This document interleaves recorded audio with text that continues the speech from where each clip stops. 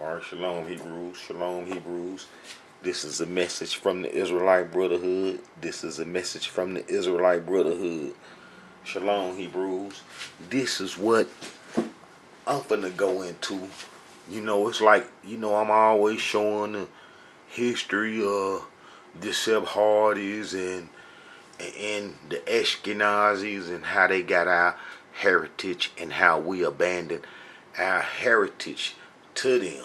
That's gonna be, us that ran into Africa, the 99%. Well, this is the other little history about the exiles. They was, man, they got their mouth tore out so terribly, and the exiles were so messed up, and they are kind of like the so-called leaders today, like Jesse Jackson, Al Sharpton, and all the so-called leaders in the churches that they say are leaders of the so-called African American community.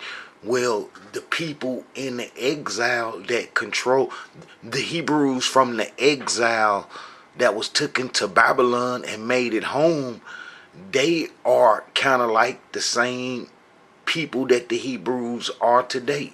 The sellouts and the people that will sell to the enemies no matter what the price, that they gonna sell the people out, and how it destroyed the exiles. But I already show in other videos how it was prophesied already from prophet Isaiah, prophesizing our whole captivity in the end and the resurrection and everything, and how he prophesies how the exiles from Babylon will be destroyed. A tenth, what I call the 1% is, less than 1%.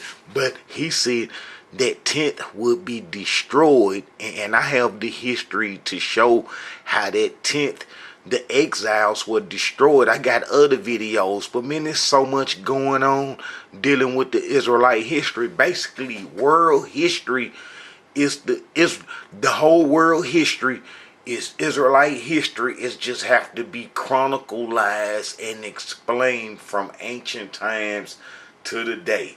It's rough because that's a whole lot of history, and then half of the history that was wrote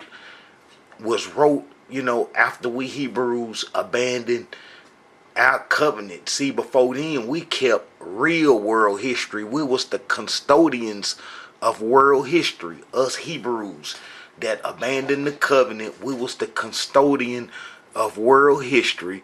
And when we abandoned our heritage to some Babylonian scribes, then you start getting false history. You get truth mixed in with falsehood. It's like building a house with the foundation with brick, and then they build the rest of it with straw.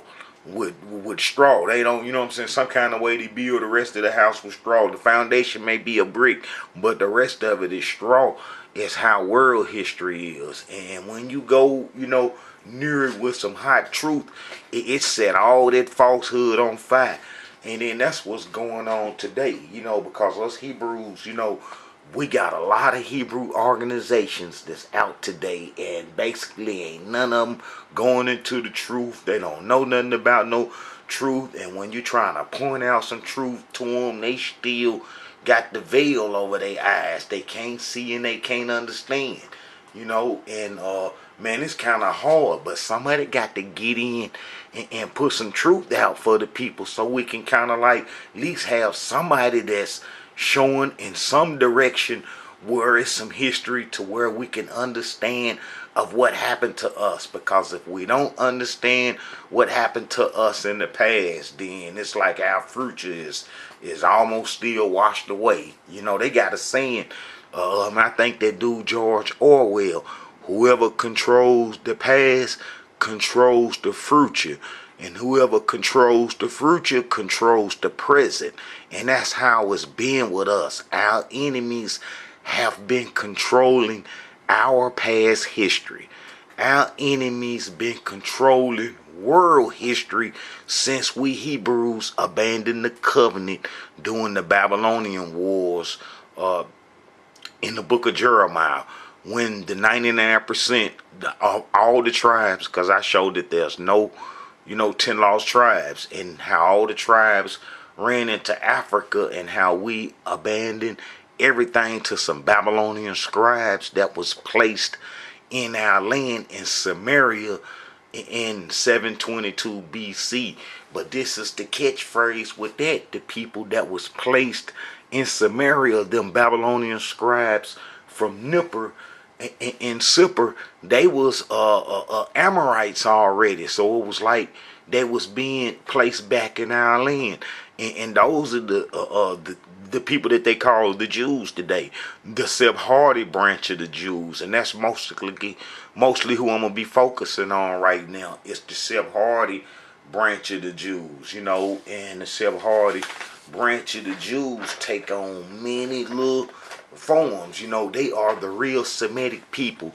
The Sephardis are the word Semitic. They are the meaning Semitic. They try to trick you and try to make you think that Semitic is the same as Shemitic, but no, Semitic means semi, half and half, and they are half of all the tribes, the Canaanite tribes that we Israelites were told not to mix up with. The Amorites are the chief. They are the number one Semitic people where all the Semitic meaning come from, because they are the first mixed people to mix with the Nephilims, and man, they go back to mixing with Cain kids, man, and Sodom and Gomorrah, the Hittites. One of the Amorite married the Hittite, and then they had, a child that they threw out, and the Creator saved the baby, and that become Jerusalem. You know what I'm saying? And the Creator, saved them. We can't say who the Creator saved, and he gave them a covenant, but they turned wicked. And then, when they lost whatever they had and seen that we got it, then they came immediately after us. It's like some people, that was told to get off their land, and, they didn't want to get off their land. And we come in trying to take over their land. And that was the whole battle, and that's where all the wars and everything originate from. Us Israelites trying to take the land of Canaan and not succeeding, and then those wars spill out to other places in the world. But this is what I want to show, is how this Tobiad's family,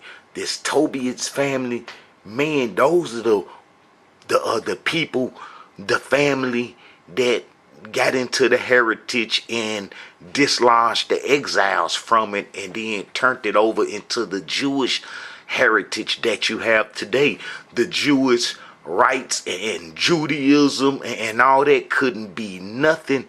The Jews couldn't even have a heritage that they have today, even though they mingle with us, and that they was like part, coming to our festivals and so forth, during King Hezekiah time. I got videos explaining how the strangers from Samaria that was placed in 722 BC came to the Passover dinner under King Hezekiah, and how they was learning our tradition and was trying to get in our tradition, and then how Hezekiah's son Manasseh messed up so bad, the Syrians took him off. This when the Syrians was trying to keep their control over Babylon.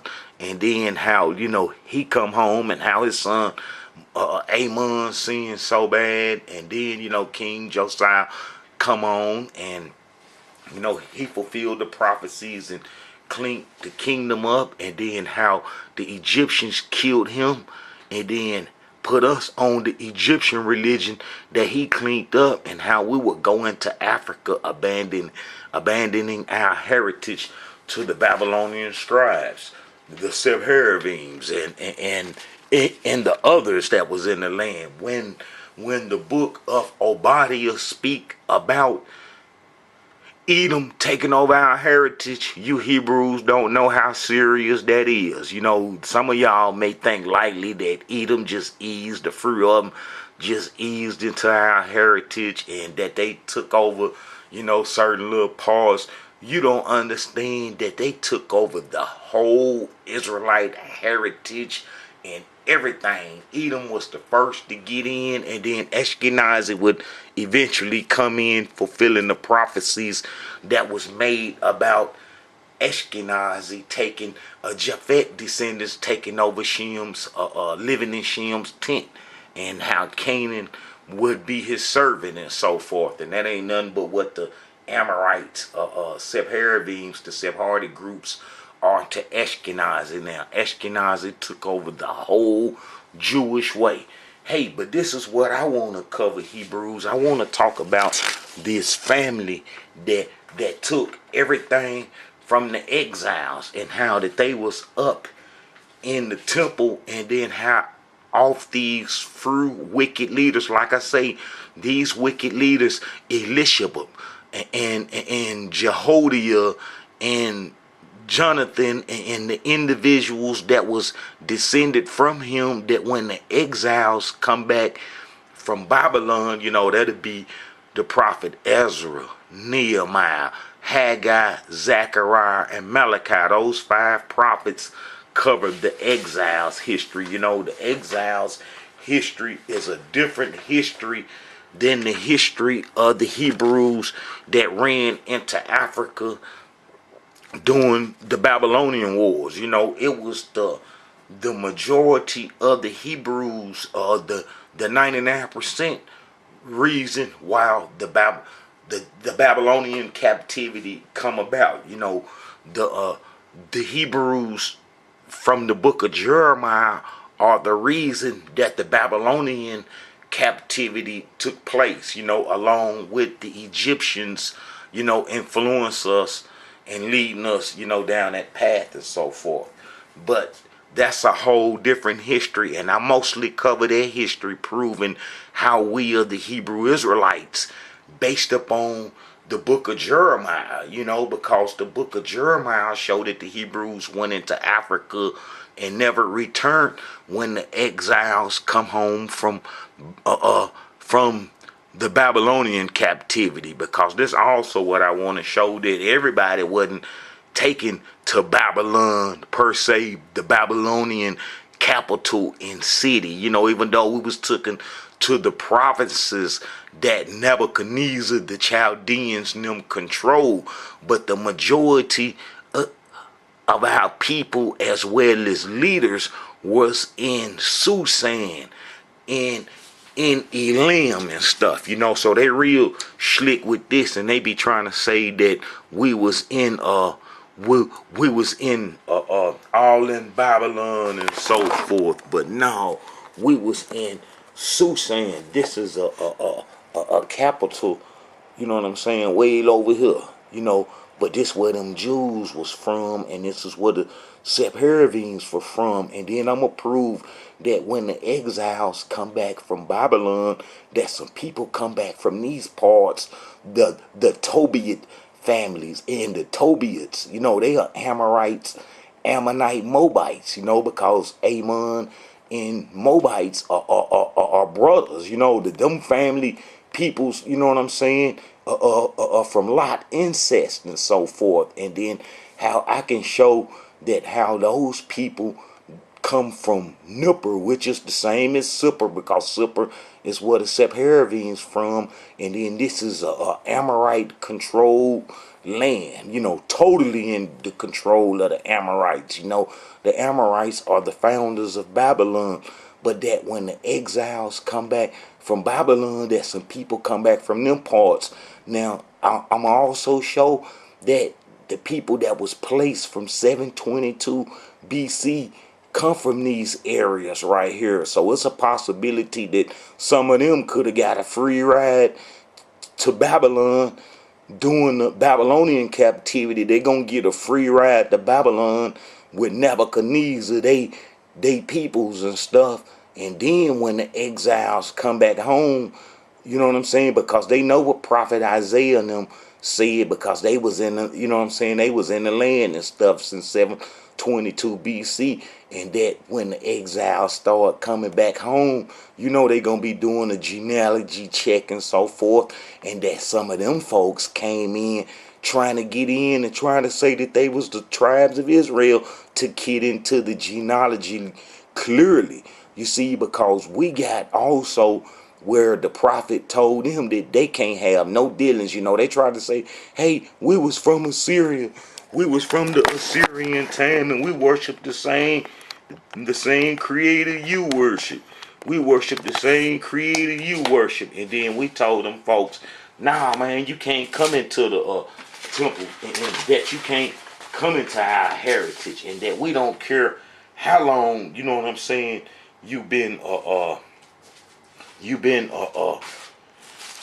living with us and stuff, and that you just can't come in and claim our heritage, and that we, you know, that they come back. It was a whole bunch of them. You know what I'm saying? I think it was like 652 of them that came back and stuff. You know, that's a good number to get them started real good. 652 of them come back from Nippur and Babylon, and then they come in and trying to get in the genealogy and say, hey, we're from the tribes of Israel. And then, you know, the prophets Ezra and them asked the people, hey, do y'all know them? And then we said, no, we don't know them. You know, now it's impossible for 600 of them to have been taken from the promised land and then took into Babylon, and nobody know them. Nobody know where they from. You know what I'm saying? We don't know them. We know who they is, the Tobiads, but we know that they are not in our lineage and that we wasn't kin to them, you know, because we didn't stay in the Babylonian captivity long. You know, that was under 100 years. You know, the Creator got them in about 50 years, you know. When we, so I think it started in man, it was 601. No, it's gonna be 595 BC with Ezekiel and them being taken. But the people come home in 538 BC. They ain't stay in Babylon 60 years. You see what I'm saying? And everybody knew everybody before we left then. But then all of a sudden these people come from Babylon and then try to say, hey, we the children of Israel too. And we said, no, you ain't. You know what I'm saying? And then them people, you know, tried to get into the temple, and then they eventually got into the temple, and then they eventually took the whole Israelite heritage over. You know, the Tobiad's gonna be a family of the Sepharvims and them type of people, them Amorites, you know, them Babylonian scribes. This is gonna be a family of them that you can trace, and they real slick with the history because they be trying to cover their history up. And then that's like I explained, Hebrews, how we have to redo our history over. You know, we got to redo our history over. You know, this is where the prophet Daniel was when he seen the Most High in his image. This is where the prophet Nehemiah was. This is where the sister Esther was. And this is where a whole bunch of the people was, and how that they just wasn't in Babylonian, you know, proper and stuff, and how that they was in these parts. And I'm going to show that too. You know, I'm going to show that too. And then how they was just in them parts. You know, man, it's a lot going on, Hebrews. It's a lot going on. And you know, we abandon our heritage to some Babylonian scribes that's responsible for Babylon history, so that when, you know, they got control of our history, that they wasn't going to tell the truth outright to reveal that they are not the children of Israel. You see, that's the last thing that they want, is for the people to wake up that they are not the children of Israel. But because we Hebrews wrote our history and wrote our heritage from the beginning, and then we translated our history and chronicalized it before it fell in their hands, you know. And then that's gonna be when them Tobiad folks come in, when we was trying to make that move to lock our names down and our genealogy records down. And then that's when the Tobiad family made they move, you know what I'm saying? And then they come in and try to take over, and then they even had a houses in the temple where they kicked it at, where the people brung their blessings in tents and what the Babylonians would consider taxes, where the people came and made their donations to the temple to support the Levites and the priests. Well, the Tobiads moved right up in there and was in control of that when the exiles come back. And then I got videos showing that the exiles only lived in Judah. They only lived in Judah, and that how we couldn't live everywhere else. You know what I'm saying? How we couldn't live in the other parts of our territory, and how that when the exiles come back home from Babylon, that they was only forced to live in the cities of Judah, and then how they start mortgaging the land. The book of Nehemiah and Ezra cover all that and the difficulties that our people was going through. But it was them Tobiads. It was them Tobiad folks that had got in first and dislodged the people, and then from the Tobiads, you get the Maccabee Hasmoneans, and then the rest of the whole line of the Jews, and then it's a few individuals, like I say, those evil, wicked Israelites that had made it with them folks, opened the door for them folks to claim our heritage. But like I said, Prophet Isaiah had already prophesied the destruction of the exiles already. You know what I'm saying? I kind of want to show that first, and then show how Sanballat and the Amorite folks, how the Amorites took over the Moabites and stuff, a long time ago. But let me get that in. That's gonna be Numbers 21:6. This the Moabites, and how the Amorites took over the Moabites. Alright, and then the Moabites, that Sanballat dude, he was a Moabite. And that Ammonite, that's gonna be his people, when they was up in the temple. When they was up in the temple, when the exiles come home from Babylon, and gave the prophet Nehemiah a hard time, because he real hard. He was real harder than the prophet Ezra on him. He was hard, the prophet Nehemiah, and he wasn't trying to let them folks get into our heritage and stuff. And it's like they sealed the names, because there was so many people in the land, and that all these people couldn't be recognized as the children of Israel. That's impossible. All them folks recognized as the children of Israel. We couldn't do that. So, we had to get, lock our names down.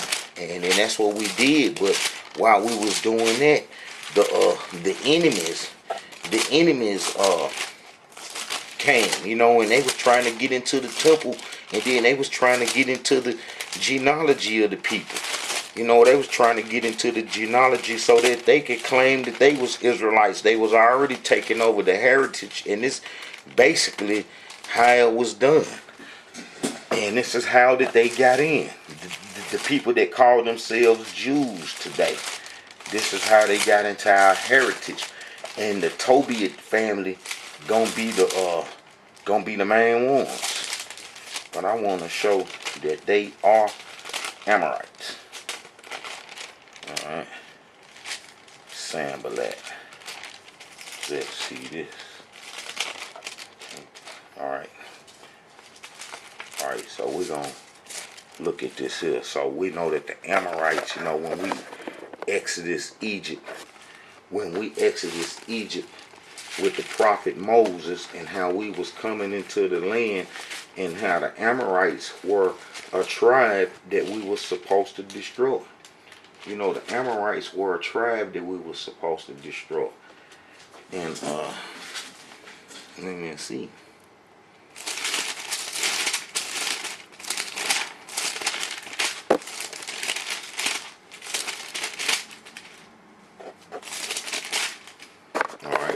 Get to this is gonna be Numbers 21 verse 26. For Heshbon was the city of Sihon, the king of the Amorites, who had fought against the former king of Moab, and took all his land out of his hand, even unto Horonaim. You know what I'm saying? So, the king of the Amorites took over the whole Moabite heritage. And, those Amorites are mixing people. They are the Semitic people. They where the word Semitic come from, because they gonna mix with you. If they get a hold to you and capture you, you're getting mixed. You see what I'm saying? That's like it was the Amorites, folks, that the Seb Hardys that founded America. You know what I'm saying? And that's one of the main things that they promote is some mixing. You know what I'm saying? You gotta mix, and that's part of the Amorite heritage, and that's where that Semitic come from. Now, because they usurped got into the Israelite heritage, then they try to connect Semitic with Shemitic. You know what I'm saying? But that's false, and they only can do that because they are Babylonian scribes, and they are responsible for the Western world's written history. Whether it's translated in Latin and Greek, they formed all those languages and helped influence them into what they are today. They're Babylonian scribes, and that's why I always express how we abandon our heritage to some real serious people. But we see that the Amorites took over the Moabites. Now, when you get to Nehemiah, you're gonna see when Sanballat the Horonite, who was a Moabite, you know what I'm saying? The Horonite is like a little place they stayed, you know what I'm saying? And Tobiah the servant, the Ammonite, heard of it. It grieved exceedingly that there was coming man to seek after the welfare of the children of Israel. I know it did. That's like now, you know what I'm saying, folks, in our community. And it's like another thing. The people who captured us and enslaved us, bringing our old enemies that was over us in the biblical days and that squeezed our lights out, they putting them in control of us today. The Arabians and all the other Edomite tribes and the Hamites, they putting them over us in our last days to try to continue that same grinding squeeze that they had us on in the biblical days, because the exiles, they was going through it. Us in Africa, we that ran into Africa during the beginning, during the Babylonian wars, we thought we had it made because, we was in Africa and we was away from the battles and, the things that the exiles would be going through. But the exiles got knocked off so fast, because they let them folks into the temple and them folks couldn't be into the temple. Prophet Moses even said that the Ammonites and the Amorites, the Ammonites and the Moabites could never come into the temple to the 10th or 20th generation, that they couldn't come into the temple. But here it was, they was getting into the temple, and they was getting into the temple from them Uncle Tom Hebrews, just like today, like Jesse Jackson and Al Sharpton and Farrakhan. So diabolical. Hebrews be thinking that Farrakhan is tough and how he done withstood the European white folks' aggression and how he talked bad about them Jews and how he just the symbol of leadership. That's false, Hebrews. They letting Farrakhan alone is because Farrakhan draw millions of Hebrews away from their heritage. Yeah, it might hurt them, him talking about them, but he ain't talking about their real history and their real identity and who they really are. If you listen to Farrakhan, he'll try to convince you that the Jews are the Hebrew Israelites in the Bible. He got a couple of videos saying that, and then whenever he run across a Hebrew crowd that's kind of deep, then he'll switch it up. It depends on if they assess that the audience is knowledgeable by, the location and the individual that they, speaking for, because he get paid for speaking and stuff, and he know probably if some Israelites around. But he'll quick and tell you that the Jews are the Israelites, and then he'll push that Jesus agenda, not knowing that Jesus is false history and that it was probably about 15 of them, and how that was a common name, and he don't even know that the Babylonian scribes constructed that whole Jesus history, and how I showed the real history of the Jesus and how he was sent only to Ashkenazi in the Discopolis cities. This gonna be the other faction of people that's gonna be fighting against them Tobiads too. It's like in the promised land when the exiles was killed off, because the Greeks gonna be the final existence of the exiles, because the exiles from Babylon didn't mate with the Ptolemy and the Lichamus and so forth. And I got history showing that the Ptolemies outright claimed Israelite heritage, and how the Ptolemies, and the Seleucids, both of them was fighting over the Israelite heritage, and I think the Seleucids were mostly backing Ashkenazi that had settled in Bethshan or Scythopolis, because as you read the Maccabees book, the Maccabees were Tobiads.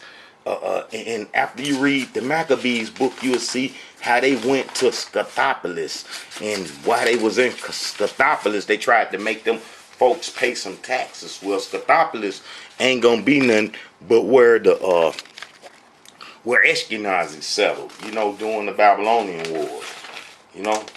That's where Ashkenazi settled during the Babylonian Wars.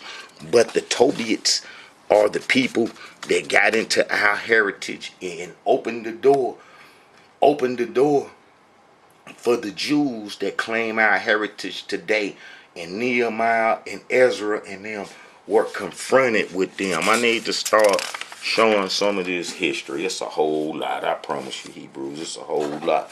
But look, check this out, Hebrews. The Tobiads gonna be some folks that come from Babylon, that come from around those regions, Nipper and Slipper, and they even got history showing this.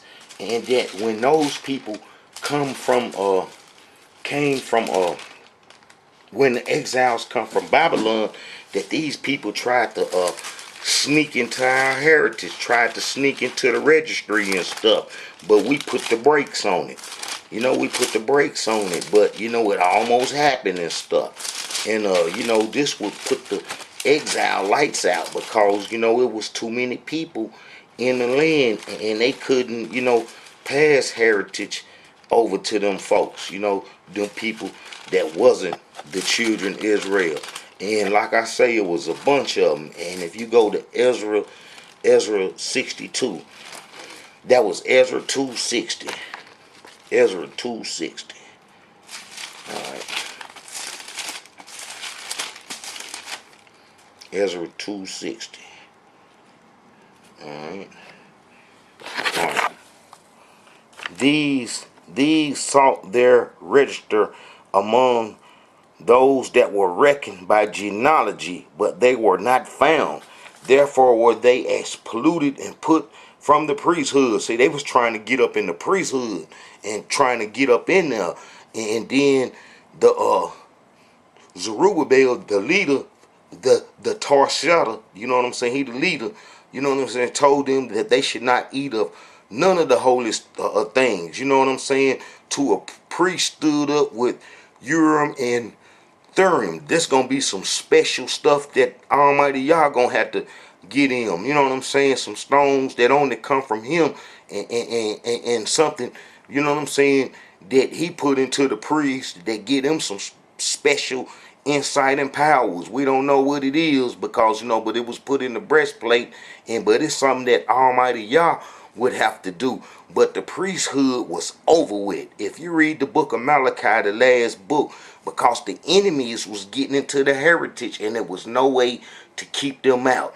And then that's why they sealed the names of the ones that they had, that they knew was the children Israel, because it was so many people, man. It was a whole lot of people, pulling up trying to claim that they was Israelites. When the exiles come back, and they was mostly those Amorite, Edomite, Moabite mixture, the Semitic peoples. it was them, you know what I'm saying? And they was they was getting control of the heritage then. You know, this is how they took it from the exiles. You know, the children of Delal, the children of Tobiah, the children of Nicodia, 652. You know what I'm saying? And them folks, you know, tried to get into the heritage. And then they gonna try to say, you know, some of them folks had Hebrew names, you know, as I show you in the book of Hezekiah, how the Sepharvims from Babylon, how they was in our land, and then how, you know, they practice our heritage, and then by the time the Babylonian war started, they would have been in our land about 134 years. So that, you know, it wouldn't have been, and they was from Babylon, so it wasn't nothing for them to go back and forth to Babylon. They was right close to it in the northern kingdom in Samaria, and we wasn't stopping them because we was on Egyptian religion. We was all messed up.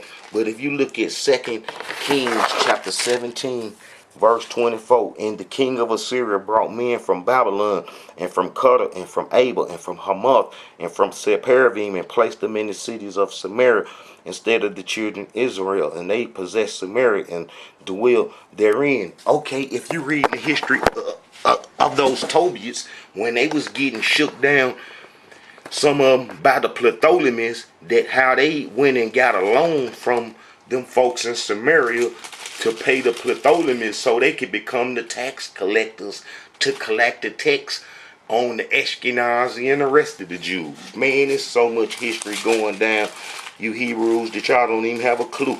But that's why come Almighty Yah gave say that he gonna give us a new covenant, and which is a new culture, that we don't have to worry about that old covenant that we lost to them folks, because we can't never get that back, because there's so many of them, and the history is so deep that some of y'all will never understand it. You know what I'm saying? All right, these are them that was placed in our land in 722 BC, and 7 years later they came to the Passover dinner. So they people in Babylon, when they go back during the Babylonian captivity, and when they try to re-interest and trying to say that they was of the children of Israel, that was a slick move that they pulled. You know what I'm saying? And all the congregation of Judah with the priests and the Levites, and all the congregation that come out of Israel, and the strangers that come out of the land of Israel that dwelt in Judah, rejoice. You know, they come to the Passover dinner. But if you read 720 chapter 17, 2 Kings, about their history when they was placed, you will see, so they feared the Elohim and made unto themselves of the lowest of them priests of the high place, which sacrificed for them in the houses of the high place. They feared the Elohim and served their own gods after the manner of the nations whom they carried away. You see, so they was trying to do our heritage. They was doing our heritage. You know what I'm saying? And as you read on over, so these nations feared the Elohim and served their graven images, which the children and their children and the children's, as they did their fathers, so do they unto this day. So, you know, when them people was placed in Samaria in 722 BC, they was from Babylon, but they was Amorites already. So when we left, when we got kidnapped and took into them parts, you know, during the Babylonian captivity, that when we came back, some of them come back and try to say that they was Israelites, and that's going to be the Tobiad folks. You know, I already showed you that the Amorites took over the Moabites, and that's the same as taking over the Ammonites, and how that they would try to get into the genealogy and stuff, and then how them folks was in the temple, and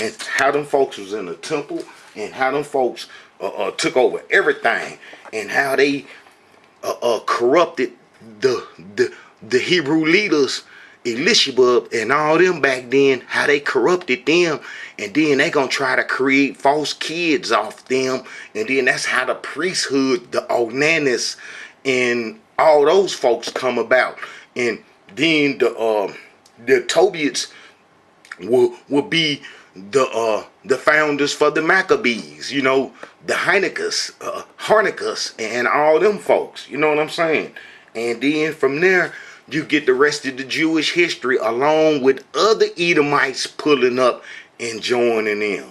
You know, because a whole lot of stuff went on during the Greek times, and that's when the exiles lost their heritage. You know, let me go and show this in the book of Isaiah, how he prophesies the exiles will be destroyed because they couldn't pass heritage off. Just what was happening with those Hebrew leaders, the priests, letting them folks into the temple to live. You know, I turn right to it. You know, this is in 725 BC, and then the Creator knew that we was all off and worshiping the other gods or the other folks, them Amorite gods, them Egyptian gods, and how we was all messed up. And the prophet Isaiah asked how long, and then we couldn't hear, we could see, but we couldn't see, and we couldn't, so we could hear, but we couldn't hear, and it was basically countdown to us getting off the land.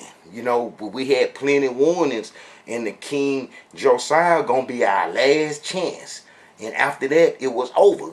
The heritage cut off. That's why the exiles had to get cut off, because it couldn't be no two covenants, one in Africa with us with the curses, and then the other Israelite blessed standing around and doing, and the history of them folks in the promised land from the Greeks on down was wicked and diabolical. Wicked and diabolical.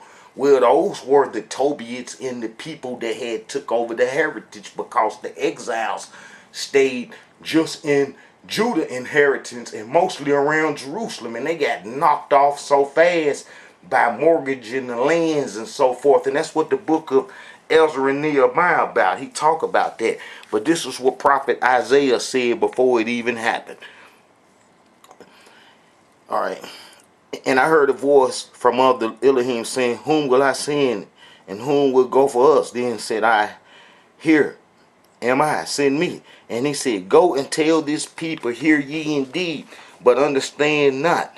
See ye indeed, but perceive not. Make the heart of this people fat, and make their ears heavy, and shut their eyes, lest they see with their eyes, and hear with their ears, and understand with their heart, and convert and be healed," because of the troubles that's going to come down. That's the only time we'll get right, is if we see destruction, and we'll only get right temporarily. It's not a permanent fixture.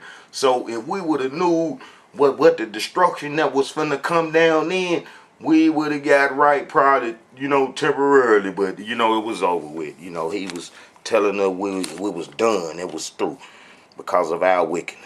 Then said Elohim, "How long?" He asked how long, and he answered, "Until the cities be wasted without inhabitant, and the houses without men, and the land be utterly desolate." And you know what? That's when the end came. The end came during the Babylonian wars. That's the only time that the land was desolate without an inhabitant, is during the Babylonian wars, when they chased us up off the land for saying that we want to worship Egyptian religion. You go to Jeremiah chapter 44. Chapter 44. Jeremiah chapter 44.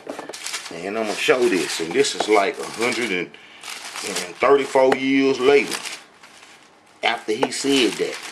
This is around about 588 BC.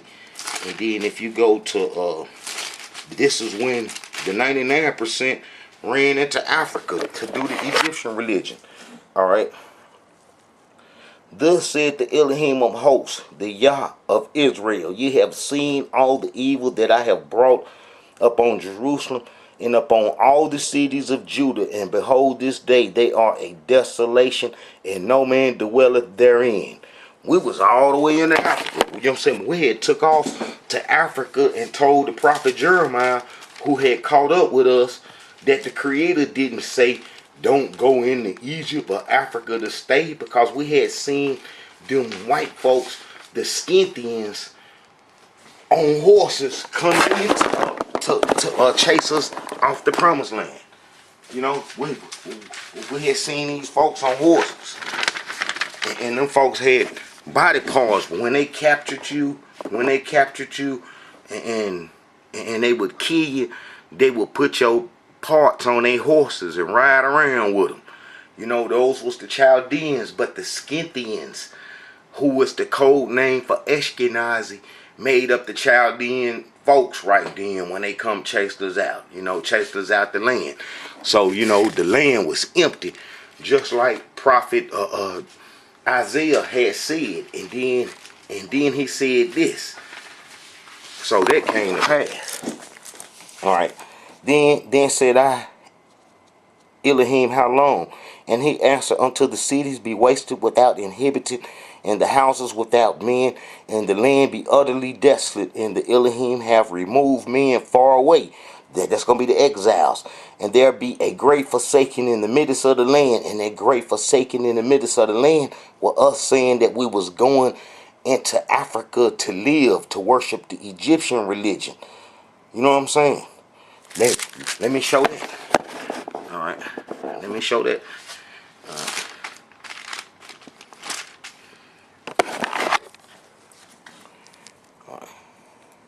Then all the men which knew that their wives had burnt incense unto other gods, and all the women that stood by, a great multitude, even all the people that dwell in the land of Egypt and Pathros, answered Jeremiah, saying, as for the word that thou hast spoken unto us in the name of the Elohim, we will not hearken unto thee, but we will certainly do soever thing go forth out of our own mouth, to burn incense unto the Queen of Heaven, and to pour out drink offerings unto her, as we have done, we and our fathers, our princes, in the cities of Judah and in the streets of Jerusalem. For then had we plenty food, and were well, and saw no evil.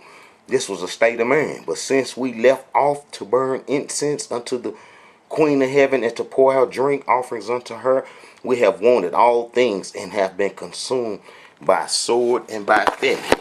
So, you know, we told the prophet Jeremiah, you know, that, hey, man, we going into Africa to live and to worship their religion. See, and it come to pass that when Jeremiah had made an end of speaking unto all the people all the words of the Elohim their Yah, for which the Elohim their Yah had sent him in to them, even all these words, then spake Azariah the son of Ahoshiel, and Johan the son of Ker, and all the proud men, saying unto Jeremiah, thou speakest falsely.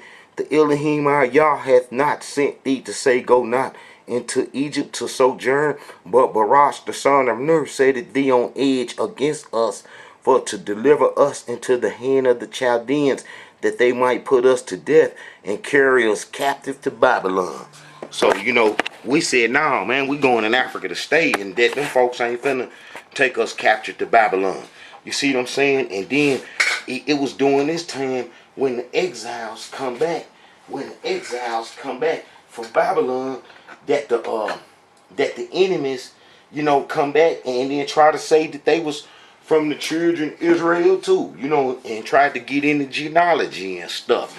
But this is what Prophet Isaiah had already prophesied, the destruction. You see what I'm saying? And I'm finish reading it. All right. So let me see. And the Elohim have removed men far away, and there be a great forsaking in the midst of the land. But yet in it shall be a tenth, and it shall return. That's the exiles coming back from Babylon. And it shall be eaten as a teal tree, and as a oak whose substance is in them when they cast their leaves. So the holy seed shall be the substance thereof. So that's death to the exiles right there. You know, when they cast their leaves, when the tree casts its leaves, it's finna shut down. You know what I'm saying? And they was the last of the holy seed. And them folks said, nah, man, you know what I'm saying?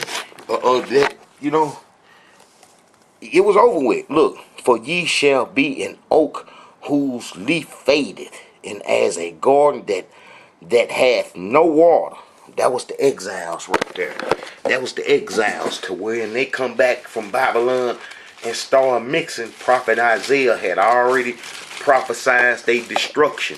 And then, like I say, them Uncle Tom priests like Jesse Jackson, Louis Farrakhan, and Al Sharpton, and T.G. Jakes, or whatever that devil name, and all them folks that call themselves leaders, and how they cater to the enemy to destroy us, and how there's no truth in them. You see what I'm saying? And then it's going to be the same as when we come back from Babylon, is when them people was in the temple. You know what I'm saying? That Tobiad group had got into the temple. See, them people come back from Babylon, and then they couldn't say where they was from, or who house they was, you know what I'm saying, their father was. Look, check this out. Look. On that day, they read in the house. Let me see. On that day, they read in the book of Moses in the audience of the people, wherein we found written that the Ammonite and the Moabite should not come into the congregation of the Elohim forever. You know what I'm saying? That's in chapters 23 of Numbers. Numbers 23, and they got that wrote down. Yeah, so, you know, the Ammonite and the Moabite couldn't come into the temple forever. See, they was trying to get in. They was trying to get in. And then the prophet Ezra and them mentioned them outright. You know, it was some more folks trying to get in. You know what I'm saying? Trying to get into our heritage. Because a lot of people had moved into our land during them times when the exiles was gone. You see what I'm saying? While the exiles was gone. You know, they tried to move in. All right. Let's see that. And come back to it. Chapter 23. Yeah, so the Amorite, because they went and got Balak to pray against us and didn't meet us with no food and stuff in their hands. So the Creator said that an Ammonite and a Moabite can't never come into the temple, you know what I'm saying, to their 10th generation, even forever, that they can't come in to the temple and stuff. So, you know, that's that on that. You know, that's what the Creator said, you know, forever. Alright. Now, let's look at this here. Alright.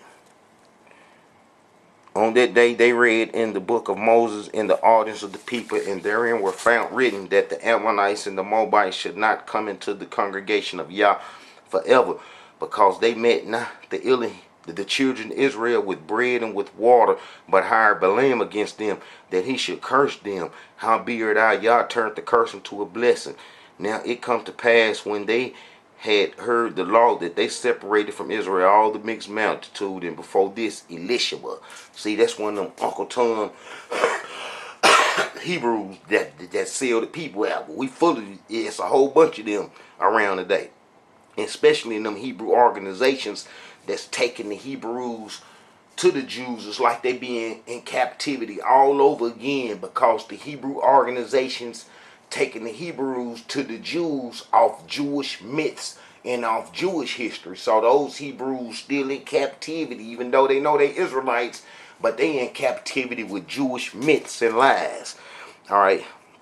Because they met not the children of Israel with bread and water, and but hired Balaam against them, that he should curse them. Howbeit our Yah turned the curse into a blessing. Now it come to pass, when they had heard the law, that they separated themselves, Israel, from all the mixed multitude. And before this Eliashib the priest, having the oversight of the chamber of Yah, of our Yah, was allied unto Tobiah. That's gonna be a family. This might be the head one, but that's gonna be a family and a dynasty. And them the people that got our heritage, that the Maccabees and all those folks. Maccabees just mean hammer, and that's a Greek name, you know, and that they are of the house of Tobiad. You know what I'm saying? And check this out. And he had prepared for him a great chamber, where aforetime they laid the meat offerings, the frankincense, the vessels, and the tents of the corn, and the new wine, the oil, which were commanded to be given to the Levites, the singers, and the porters, and the offerings of the priests. So he was there where the folks gave they offerings to the temple. He had the head office where it all come through. So he was overseeing everything. You know, he couldn't get this cut off the top. And these going to be some people that come back from Babylon, some Amorites, that snuck into our heritage. You see, he in the temple right here, and then Nehemiah got him up out of there. If Nehemiah wouldn't have got him up out of there, and them people wasn't recording their history and the stuff that they was doing to us, it's a whole lot of stuff. If you read the history of these people outside the Tanakh, you will see how wicked they were. If you understood that they were not Israelites, you'll see how wicked and evil them people was. And they was doing a lot of stuff. Well, here the Tobiad family was getting cuts off the exiles, labor and stuff, and then they'll turn around and take the cuts that they getting from the exiles, and then the exiles will mortgage their land to them. So, we was paying them to get us up off the land, the exiles. And that's why they got destroyed, like Prophet Isaiah had prophesied already about that tent that will fade like a leaf. You see what I'm saying? That, have no water and stuff, All right, but and he had prepared for him a great chamber where aforetime they had laid the meat offerings, the frankincense, the vessels, and the tents, and the corn, and the new wine, and the old wine, which were combined to command to be given to the Levites, and the singers, and the porters, and the officers of the priests. But in all this time was not I at Jerusalem, for in the 32nd year of Xerxes, king of Babylon, came I unto the king, and after certain days obtained leave of the king, and come to Jerusalem, and understood of the evil that Eliashib did for Tobiah in preparing him a chamber in the courts of the house of Yah.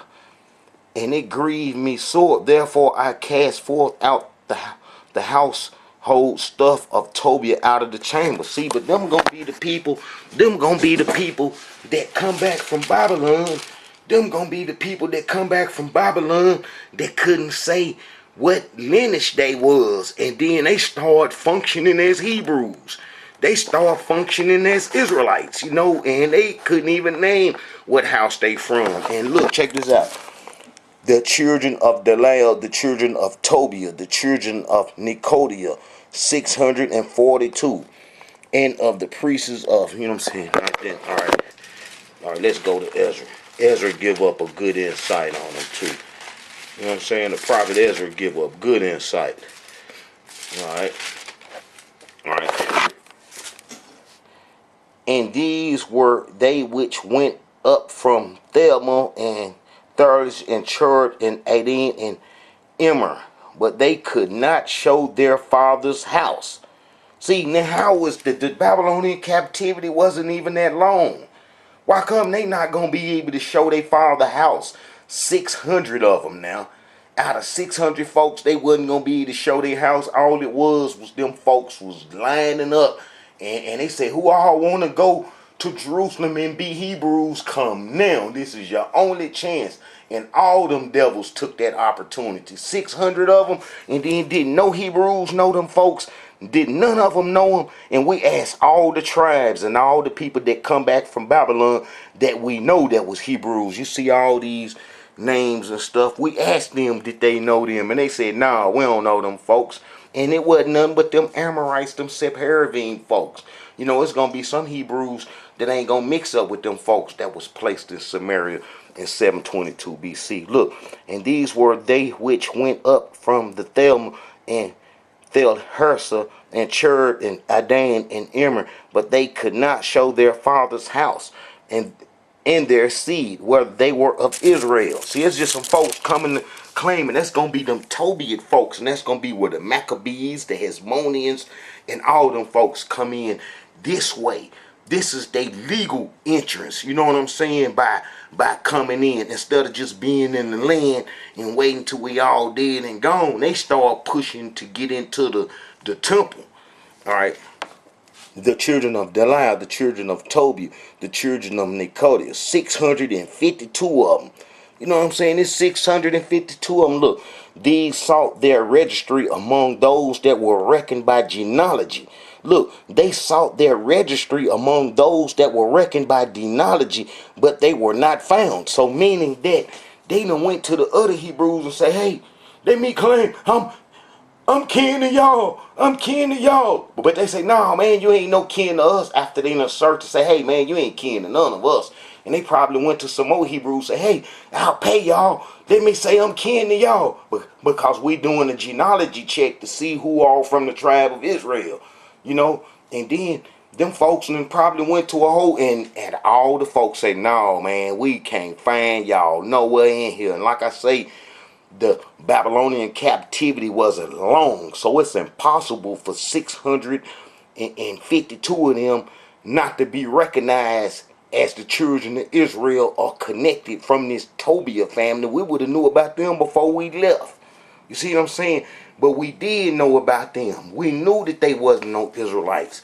These sought their registry among those that were reckoned by genealogy, but they were not found. Therefore were they as polluted, put forth from the priesthood. And then he even said, hey man, y'all can't come in until a priest come in with these special stuff that only can come from the Creator. You know what I'm saying? So we seal that. But that's messed up, man, that them folks, you know, got into our heritage. And then that's going to be them Tobiah folks. You know what I'm saying? That's like this here. Man, it's awful, Hebrews. It's real awful. Man, it's real awful. You know, it's so awful. You know, that man, our back is against the wall. But the Tobias, the sons of Tobias, they were from Sipper. You know, they was Amorite, Moabite, Ammonite peoples, you know, the real Semitic peoples, you know, the mixed peoples from Babylon. That's what they was. And then they tried to get into the heritage, which they did. Look, a certain man, according to the historian Joseph, whose name was Joseph, the son of Tobiah, played an important role in the history of the Jews during the Hellenistic period. The Tobias family, that's going to be that dude that had that temple, that was in the temple getting the tents from the people and stuff, and then lending it back to them, getting their land and pushing us out the door. You know, he's the head man. All right, of which this Joseph was a member, was a dominant factor in the struggle between the high priest Jason and the opponent Onassis. They all kin. Joseph relates in antiquity that the high priest Onassis refused to pay taxes due from him to Ptolemy the third. Thereupon the governor of Jerusalem threatened to destroy the city. Joseph, the son of Tobiah, the nephew of this Onassis, upon arriving in the city, heard that Jerusalem was in danger because the taxes due Egypt had not been paid. He reapproached his uncle Onassis for exposing Jerusalem to great a calamity. The high priest permitted Joseph to go to Alexandria to try to pacify the king. Upon his arrival in Egypt, Joseph found that he did not have the necessary funds to gain high favor in the royal court. He approached his friends in Samaria. That's going to be the Sephardims, the people that's control of the banking today. The Sephardi folks are responsible for the whole Babylonian civilization, banking, the government institutions, administrations. So they would go to them. You remember I showed you how they was placed in Samaria, and they been controlling Samaria ever since they was placed in 722 BC, and that the other Israelites ran into Judah during the Babylonian wars, and most definitely during the Syrian wars. And then I show how the Assyrian wars is not what we think it is. You see what I'm saying? It's not what we think it is. Man, it's awful. Look at Second Maccabees, you know, the Hyrcanus dude, you know what I'm saying? The Hyrcanus, the Hyrcanus dude was of the Tobias family. You know what I'm saying? It's awful, man. And we up against a lot, Hebrews. We up against a lot. And we don't have nobody to teach us the truth, and that we have to put this truth together, and that the other Hebrew Israelite organizations is teaching Jewish history. You know what I'm saying? Look at this right here. Check this out. Let me see. The high priest explained that there was funds set aside for widows and orphans, with some belonging to Hyrcanus, son of Tobias. You know what I'm saying? So, you know, all those, the Maccabees, the Hyrcanus, and, you know, his son, all of them gonna be from the Tobias family, and that they just changed their name so that you can't trace them. You know, the Maccabees was the name change for the Tobiad's family and stuff and groups and stuff. Man, them folks real wicked in how that they got the Israelite heritage. That's gonna be them Hasmonean folks. You know what I'm saying? The Hasmonean dynasty, the Maccabees. You know, they gonna get the heritage from the exiles that come back from Babylon around the Greek times, and then they gonna get it off this a person right here. They gonna say that the high priest Johanan, which is not a high priest listed on what we listed with Ezra, you know what I'm saying, in Nehemiah, and how we see that Jonathan was the high priest. Well, them folks done created a name and then forged them another name in, and then they become high priests under him, under Jonathan, that they say Johanan, that they say was Jonathan, and that it was a mixed spell. You see, they stick with that, and then they gonna try to say that his son Jehudiah mixed and had a baby by the Samaritan folks, and then that's how Onanis and all those folks got in from that lineage, you know. But that's gonna be, they gonna try to say that he mixed with Tobiah and Sanballat, them kids and stuff. You know what I'm saying? I got the history right here. See, here it is. Look at it. All right. And Joshua begat Jehoiakim, and Jehoiakim begat Eliashib. That Eliashib sold out to that Tobiah dude, that Amorite Moabite Ammonite dude. He sold out to him, and Eliashib begat Jehoiada, and Jehoiada begat Jonathan. See, Jehoiada begat Jonathan, and Jonathan begat Judah. But if you let the Jews tell you, they gonna say Johan, son of Jehoiada, was the 5th high priest after rebuilding the temple in Jerusalem by the Jews who returned home from the Babylonian captivity. See, this is when those Amorites got in through the Tobiad family. You see what I'm saying? The Tobiad scribes and family and stuff, they got in through them. You know, he was already in the temple. See, he resigned and is estimated to have been from 410 to 37 BC, and was succeeded by his son Jehoiada. You see what I'm saying? But then as you read down, they'll go on and confess. They'll go on and confess and say, well, they'll say this, that there is no extra biblical name for Jonathan, which served as high priest. You know, so since there wasn't no history for him, they put the Johanan in his place, you know, and try to say that that was a mistranslation of name. And then from there, you get the rest of those Amorite Moabite priests and stuff. And then they forged themselves in.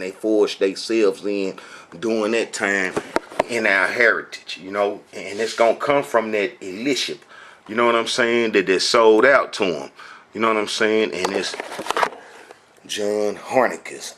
You know what I'm saying? That's going to be a Tobiad, you know what I'm saying, going to be their father and stuff. And the Tobiads, you know what I'm saying, family is going to be the people that, you know, got our heritage when the exiles come back, you know, from the Babylonian captivity, you know. And then that's how them Jews got our heritage. And then from there, you get the Zagat, you get the Tanims, you get the Amorims, you get the Goims, you get the all type of the Jewish sages and scribes and schools that cover, you know, from us abandoning heritage and the exiles getting knocked off to now.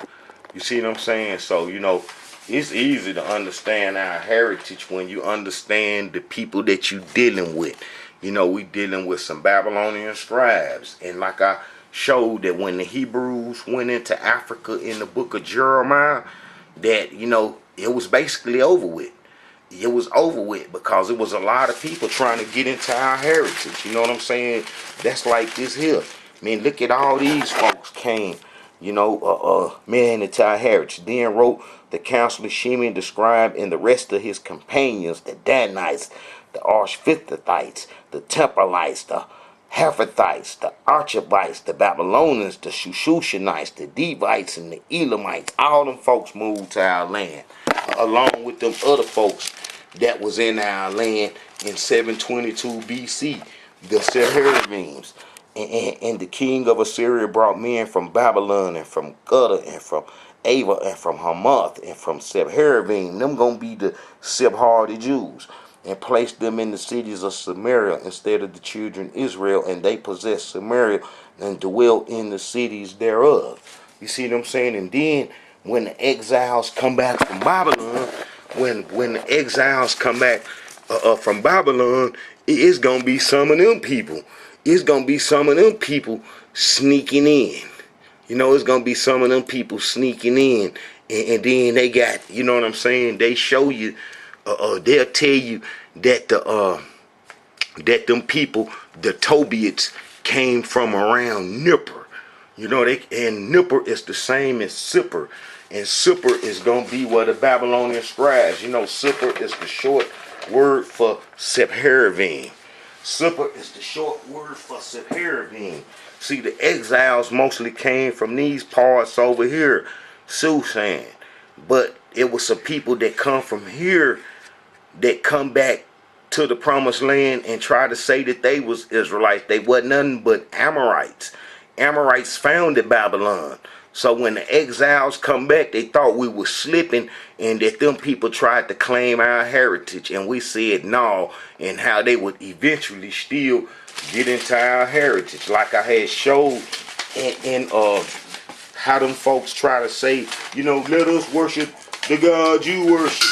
You know, that's what they had said. And we said, nah, man, we don't want y'all to worship, you know what I'm saying, the creator we worship, that we ain't got nothing to do with y'all. And then how it was on from there with them folks trying to get in. You know, they try to say that they worship the creator that we worship since the Assyrian days. You know what I'm saying? See, right here. Now, when the adversaries, you see what we said?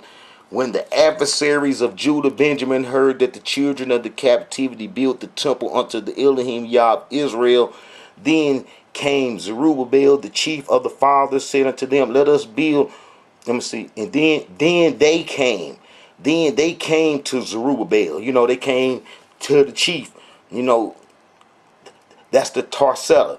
Then they came to Zerubbabel, to the chief of the fathers, and said unto them, let us build with you, for we seek your Yah, as ye do, and we do sacrifice unto him since the days of the Esdras, king of Assyria, which brought us up hither. That's going to be the Sephardims. That's going to be the people that was placed in 722 BC. And they was worshiping, you know, they had came to the Passover dinner under King Hezekiah.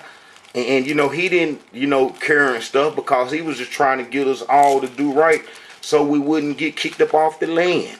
And then his son made everything worse while the creator said that we was going into captivity because the sins of Manasseh. He started sinning with them same folks, God and stuff. The Amorites, the people that was trying to get into our heritage, you know. And then his son Amon come on. It didn't do no better. And then when King Josiah come on, we was only off the Egyptian religion for 30 years. You know, after being on it for 300 years, from when it was the prophecy for King Josiah to clean it up, going all the way back to Jeroboam days, from when, you know, Jeroboam come out of Egypt, you know, with that wicked stuff that took us down. Man, we all messed up, Hebrews, but we gonna get it together. And then because all them folks got our heritage, that's one of the main reasons that the prophet Isaiah, the prophet Jeremiah said this, to let us know that we are okay and that we gonna be okay, because the Creator gonna give us a new covenant, because those Moabites and them Ammonite folks got into the temple and got our heritage, and those are the people that the rabbis today are descended from, the institutions that they created. You see what I'm saying? So, man, it's awful, but this is what the Creator said. Behold, the days come, saith the Elohim, that I will make a new covenant a new covenant with the house of Israel and with the house of Judah, not according to the covenant that I made with their fathers in the day that I took them by the hand to bring them out of the land of Egypt, which my covenant they break, although I was a husband unto them, said the Elohim. But this shall be the covenant that I will make with the house of Israel after those days, said the Elohim. I will put my law in their inward parts and will write it in their heart. And I will be their Yah, and they shall be my people. And they shall teach no more every man his neighbor and every man his brother, saying, Know the Elohim, for they shall all know me, from the least of them unto the greatest of them. For I will forgive their iniquity, and I will remember their sin no more. So, we're going to have to, they can't get this new heritage because it's going to be inside us. That they can't get this new heritage. And this going to be some of them Tobiad-like folks right there. Right there. You see that devil right there, that head rabbi for the hardest, man, evil dude, Yeshak Yasef, something like that, and that other one named David Lou for Ashkenazi. But yeah, Hebrews, them folks got our heritage, and that's how they got the exile heritage, from that Tobias family. And then from the Tobias family, you get all the rest of them. You know what I'm saying? They laid the groundwork is when he got into the temple under that Uncle Tom Hebrew that sold out. Just like the so-called black leaders that sell us out, they the same as the ones that was in the biblical days and how they sold us out. And then that's how the enemy got our heritage, because we sold out. That's like I got a video showing that the Jews didn't steal our heritage, how we gave it to them. And then I also show you how it's only, two set of Jews. But this gonna be the main one. Them folks right there, them Babylonian scribes, the Sephardims, which word equals Sephardi, Sephardim, and Sephardic. Those are Babylonian scribes. And then them gonna be them Tobiad folks that come from Babylon, that tried to ease into the heritage that eventually got in, because the Maccabees and all them folks are they descendants, and people look at them as the real Israelites, and how the real Israelites was destroyed if you read the book of Ezra, Nehemiah, Haggai, and so forth. And because those folks had got into the priesthood and was taking it over, the Creator know everything, and ain't nothing getting past. Ain't nothing getting past the Creator, and they know to hang it up, because ain't nothing getting past the Creator, and that the Creator said this here. Will a man rob Yah? Yet ye have robbed me. But ye say, wherein have we robbed thee? In tents and offerings. You see that's because they was going to them, the Amorite Moabite, the Tobiah dude. Ye are cursed with a curse, for ye have robbed me, even this whole nation. Bring ye all the tents into the storehouse, that there may be meat in the house. And prove, you know what I'm saying? But yeah, we robbed the Creator. But it's a part where he's saying that the priests is here. It is right here. And now, O ye priests, this commandment is for you. If ye would not hear, and if ye would not lay it to heart to give glory unto my name, said the Elohim of hosts, because they can't be giving glory to the Creator, having them Ammonite Moabites up in there. They trying to be friends and get along with them. So, they was disrespecting the Creator by having them Tobites up in there collecting the tents that come from the people. And then they would turn around and loan the money to the people to buy the land from them.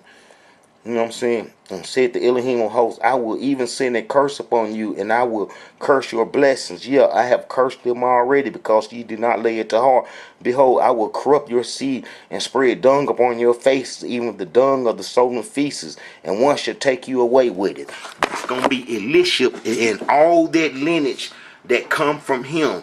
They had to die out, and that's why the Greeks show up and put their lights out. You see what I'm saying? And I got videos showing how the Greeks put their lights out. And I also want to show in this next video how they had synagogues in Egypt. One of the oldest synagogues gonna be in Egypt, and then it was in Alexandria, and then it's gonna be before Jesus was born. It's gonna be there in 280 BC So when Jesus went to Egypt, he gonna be kicking it in those synagogues. And then when he get out, he gonna go to all those synagogues in Galilee and in the Discopolis, trying to teach them folks and convert them folks. You see what I'm saying?